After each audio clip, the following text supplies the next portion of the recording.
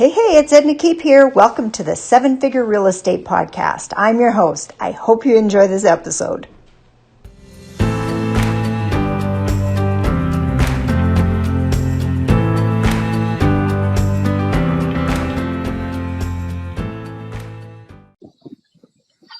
Welcome to my show, guys. This is Edna Keep with Seven Figure Real Estate.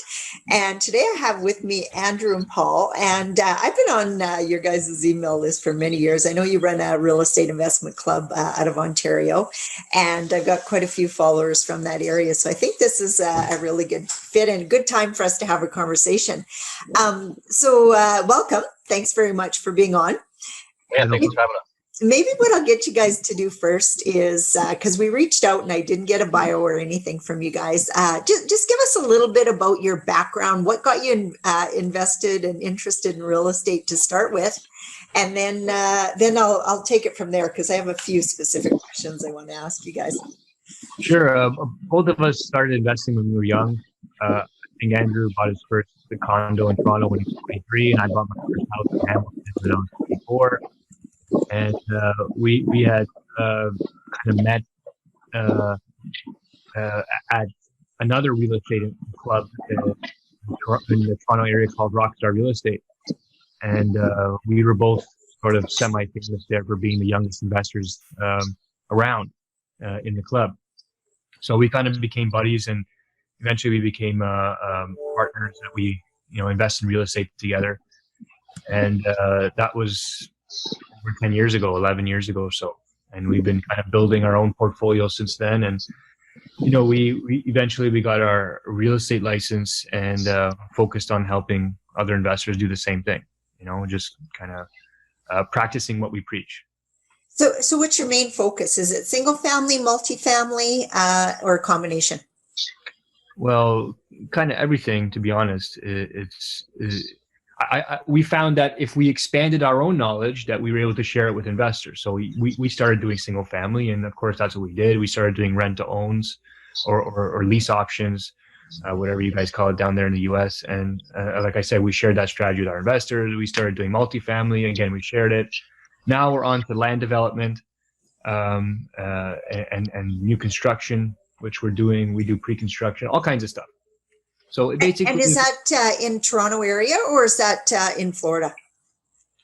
No, mostly in sort of Southern Ontario, Toronto, Greater Toronto area. It's I'm not sure if your people would know Toronto, but basically from all the way from Oshawa to the east, down to Niagara Falls on the U.S. border, it covers an area around Lake Ontario that's in the shape of a Golden Horseshoe, and they call that the Golden Horseshoe, Ontario. Okay. So yeah. I'm familiar with that. I'm from Saskatchewan, guys, actually, not the US, but I have students buying up around that area right now. So yeah, very familiar. So, where are you doing the new builds? Closer to Niagara in a town called Fonthill. Bit of an upscale suburb of St. Catharines. Oh, okay. We're doing some stuff there and some smaller projects in St. Catharines. And are you guys finding that the cash flow okay there? Yeah, we wouldn't necessarily buy something long term and hold that doesn't cash flow. Yeah, some cash flow more than others, of course, and it's becoming harder and harder to do that as prices increase. But you got to get creative in how you do it. Yeah, that's what I'm hearing from my students a lot. It's really hard to make properties cash flow. A lot of people actually do. It's not what I recommend either, but a lot of people buy just on appreciation plays because the plays have been so high there in Ontario lately. And a lot of people have got their money to invest even from their own personal homes that have grown so much and stuff like that. So it's interesting how that gets in their mind that that's going to continue, and that's going to work for them. It's worked for people so far, with a few ups and downs, and if that's your game, all the power to you, but just be careful. Yes, that's what I always say too. You have some investors who do it too, but they have several cash flowing properties, and even if they took a small loss, it's not going to be the end of the world for them anyway. So they can make a few gambles. Yeah, well, that's the key too, is diversifying your strategy as well, because not everything works in every single market. What are you doing in Florida? Well, I'm in Florida right now, um, Yeah, hiding. Andrew was telling me just before while we were waiting for you. Yeah, yeah. I'm just in the bedroom, kind of hiding from my kids doing their own. Um, yeah, I'm down here just taking a vacation from Ontario. I don't want to get too political, but we're enjoying the sunshine and freedom down here, and we have some connections down here with some developers and friends who are doing some purpose-built um, lifestyle rentals in Orlando. So, they're designed to not maintain, but host families who are coming down to Orlando to experience the Disney parks and Universal Studios and that kind of thing. Okay. Um, So Airbnb style, Paul? Yeah, more short-term rental, but they're really designed to take on one or two families, 3, 4, 5, 6 bedroom type models. Okay. And really popular down there because when two families come down, they need like 6 hotel rooms. Yes, I know. We went to a conference in Fort Lauderdale, and I bet you there were 16 of us in this 6 bedroom house. It had couches and 6 bedrooms, and some of the younger guys, they actually even slept out on the lawn furniture because it was so nice. But we wanted to be together, and I think that's what happens a lot. People want to be together. They don't want to be here and there and whatnot. And we had all our meals in and stuff. So yeah, it was really, really nice. So is it houses then, or is it more? They're townhomes. There's nothing fancy. You've seen them all before. Just that the design, is meant to, have multiple families kind of be together. And there's a clubhouse, and most of the townhouses have pools in the back. Plus, there's a big main pool and some kids' activities there for the family when you're not at Disney and stuff like that. So there's a few different resorts like that around the area. But this is just kind of the newest and best one. And we have a really good relationship with the developer and the sales team. So we decided that it was the right opportunity to deliver to our database. So do you guys kind of put turnkey deals together for investors? We do a lot of things. I mean, a lot of times we'll share pre-construction opportunities that we have. But I'd say the meat and potatoes of our business is, helping a client, and, they have some money, they want to invest, and we kind of create a strategy for them, and we'll go and buy 2 duplexes in a student rental or an apartment building, and, a lot of stuff on MLS and off market through our relationships. Mm-hmm. But we try and bring different types of investments, lifestyle and otherwise, so we can appease as many people as possible. Yeah, that's a good model. So do you invest in other areas of the States as well as Florida, or are you kind of limited to there right now? Well, Andrew, why don't you tell her what we have outside of Canada? Sure. We've got a couple properties down in Turks and Caicos. Oh, beautiful. We were there a couple of years ago, wanted to buy something. Yeah, nice. Which island were you on? You remember? Oh my gosh. No, you know what? We were there for a wedding. My cousin's daughter got married there, and it's just so beautiful. But if I heard the name, I might remember, but I don't remember. Providenciales. Did you go by plane or boat? Plane. Okay, probably Providenciales. Okay. Yeah, I don't. That's the island that we're on. So we've got a couple places there that we've got an Airbnb. Pretty lucrative. I mean, even with the shutdown and lockdowns and everything, it's primarily only Canadians that are being forced not to travel. I mean, we've still got travel from everywhere else in the world. So they've been both pretty good. And one's an Airbnb, one's a long-term rental. Okay. Are they newer or older homes? They're probably 20 years old, if I had to guess. It's hard to tell. 01, 02 kind of thing. Okay. Yeah. So still fairly new. We went to the wedding, I know the resort, I think it was like $6,000 each for the room in the resort. And we're going, no, we're not going to do that. So we rented an Airbnb when we were there, and it was like an up-down duplex. It was 2 bedrooms up and 1 bedroom down. And I believe we paid around $3,000, and then the people downstairs were paying around too. So that was for a week. So, that was pretty good income for a duplex. I was thinking, wow, that's just gorgeous. And, it was close to the beach where we were, and it wasn't that far from the resort. So yeah, it worked out really, really good for us. It's hard to Airbnb. It makes sense because the competition is the hotels, right? But I mean, we're maybe 5 to 7 minute walk from the beach. But there's a beach, and there's a main strip, and then there's right across the street from the main strip to our house. And so to go on the beach, your competition is what, like the Ritz-Carlton and things like that. They're like $1,000 a night, $1,500 a night, right? Not to mention the meals and how expensive they are there too. It's just outrageous, wasn't it? We went out for quite a few lunches and stuff, just being out, and it was like, holy Hannah, it was a lot. Yeah, there's some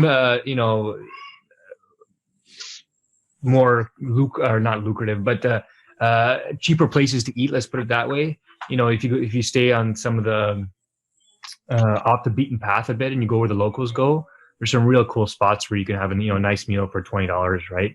Yeah. But, we did find some of those. Actually, the wedding party found some of those for us. They were younger people, so they took us off the beaten path. But we like to hang in the nicer places, just we're going on their beach and stuff like that. So it was nice. I still get a newsletter every month from the realtor we talked to when we were there, because we were serious. When there was actually one for sale just down the way from where we were, and it was a condo, but it was in rough shape. But we thought about it for a while, and then of course you get back to your real world. We haven't thought about it anymore. So good for you guys for doing that. So when you guys do stuff like that, do you bring in like more than one investor, or is it usually one investor on a deal like that? No investors. Oh, those are just for yourselves? Just for us. Oh, yeah, those are more return on lifestyle. So we just bought them for ourselves, for our families, and then we bought one obviously first. Checked it out, tried it out, and then 5 years later, we bought the other one not too long ago. But yeah, those are primarily just for us. Yeah, that's beautiful. And then you Airbnb them out though too for extra income from them. Yep. Yeah, absolutely. Yeah, it's lucrative. We kind of hit that middle market. Like our place is not the Ritz-Carlton. Like it's a growing island. It's small. It's never really like busy like Mexico. Yes. The price point and the way things are spread out there, but that's the way they want it. So, instead of renting for $1,000 a night, our place gets $300 a night, but very consistently. And we get a lot of families and group bookings, for 3, 4, 5 friends who want to stay, or a family or two who want to come down. Our place is kind of perfect for that. So, it's been a good ride. Oh yeah, I don't doubt it. That's it's such a beautiful place. So where else besides Turks and Caicos? That's it right now. I'm down here exploring different parts of Florida, and what it has to offer. And surprising, to be honest with you, I didn't think there'd be this many opportunities around, and prices have exploded here too. I mean, just like anywhere else. Honestly, every person I talk to from Tennessee or Kentucky or God knows where in the U.S. is basically telling the same story. It's inflation is rampant everywhere. So we're not immune. And sometimes in Toronto we feel like we're in this bubble where it's happening here and nowhere else, but it's everywhere. Yeah, we're even finding it here in Western Canada, that we're getting a lot of like multiple bids and all that kind of stuff. It almost gets scary when people are doing that, but yeah. Well, I mean, on a federal level, they're creating so much cash, they're printing into oblivion. I mean, everything everywhere is going to go up. Best place to be invested. One of my students was commenting the other day, for the price we're paying for money nowadays under 2%, because we do a lot of CMHC financing. We're actually getting paid to take those loans if you take inflation into account. It's kind of interesting. Yeah, it's a no-brainer. It really is, which is why I wanted to explore Florida. It's growing. I mean, the great thing about Southern Ontario, where we are, it's not only does it have good fundamentals, but we're seeing an absolute explosion in population growth. Mm-hmm. Not just from birth rate, but obviously immigration is just nonstop. And Florida is basically on that track. And and I would say the quality of their immigration is really high. So some of the people I've been talking to are the numbers range between 900 and 1,200 people per day Wow. coming to Florida right now. That's crazy. But yeah, it's a popular area, and well, It is. lots of jobs, and pricing's still decent from my understanding too. It's fair. It's fair. I wouldn't say it's cheap. It's definitely not Toronto expensive or New York expensive, but Yeah. there's opportunity here. So how do people find you? Like, when I know we've had some connections because I'm on your list, but brand new people have never heard of you before. Maybe give us a 30-second commercial. What's the best thing you can do for them, and then how they can find you? Yeah, you can. Most people find us, from landing on our newsletter, or they find our YouTube channel. It's just Expert Investor Academy. Okay. Or our social media. Andrew and I run our own individually. Again, Andrew at Expert Investor Academy, or Paul Expert Investor Academy. They find us there. Okay. And where it's because of what we do, and we want to work with investors. We're not selling, a product. So we like people to find us there. So we build a relationship first. Mm-hmm. And by the time they come and want to talk to us, they're already, half sold on who we are. They already know half of my stories already. Yes. Right? Because they've been following, which is the best way to build a relationship with people, we think. Are you finding lots of people are coming now, like especially in your guys' area, and looking at investing outside of Canada? There's always kind of a steady stream of demand for that. Just some people are priced out, and they need alternatives. Yeah. So we're trying to build relationships with people and other realtors down here, people who do what we do, so we can, at least have a referral point. Mm-hmm. Well, we're definitely interested in looking at any multifamily. So if you run across, and like we generally 12 units and above. So if you run across anything like that, I'd love to hear more about it. Surprisingly, the multifamily, well, no, I shouldn't say not surprising. No, whichever way you want to take it, the multifamily has less deals. And I learned that from talking to about 10 different people down here. And they all said the same thing. It's just, beyond 6 units and above here, there's just too much sophistication on both ends. You know what I mean? No one's throwing out a 10 cap, unless the property or location's a total piece of garbage. Yeah. Right. Yeah. For anything that's decent quality, you're still going to pay at least, a 5.5, 6.5 cap here, which for us in Toronto looks great. Still decent. Yes, exactly. Yeah. Yeah. To have a piece of paradise. You can get some really good cash flow and, decent cap rates if you go less, because there's more mom and pop operations that way, where you can get a much better deal, which is definitely not the case where we are. Definitely not the case. So interesting dynamic. Yeah. So the product that you're building there, what size? Like, do you build like 24 townhouse units, or is it larger complexes than that? So the product we're building to sell, are just standard townhomes, 17 and 1,800 square feet. Okay. With basements, and we're giving people an option to build a nanny suite down there, or an in-law suite. Uh-huh. If they wanted to rent it out separately, and we're actually building brand new to keep for ourselves. So we're finding single-family homes and knocking them down and building another single-family home with a built-in legal basement suite, mm-hmm. or a semi with 2 legal basement suites, and then just keeping them. Yeah, for yourself. Product, yeah. So what would it cost you for one of those units? Well, let's say to buy the land and build, a semi with basement suites, it's going to cost, with the land and all the construction, about 1.2 million. Okay. Yeah. It's a lot still. Hey. Yeah. Okay. Yeah. Well, construction keeps rising. The wood. Oh man. Yes. Permit fees. But we still see a light at the end of the tunnel, because you couldn't buy that on the open market for, say, 600 a side. It's impossible. Yeah. So in the end, we're still ahead of the game there. But and you get brand new product too, which everybody loves, right? All the modern conveniences and everything. Exactly. Designed the way we want it. Right. And do you guys run a RIA then in your area as well? like a real estate investment club? Like, I know you can't really have live meetings and everything right now, but do you do like Zoom meetings and stuff with people on a regular basis? Yeah. If you're on our list, you'll notice we do a master class every month, Okay. or just about every month, mostly for just our subscribers. We pick a different topic every month, and we have our license with Rockstar Real Estate. And, if people want a more club experience, we just bring them into Rockstar Real Estate. Okay. Yeah. We have the power to do that. And, that's one of the biggest, if not the biggest club in all of Ontario. Mm-hmm. Yeah, I'm very familiar with them.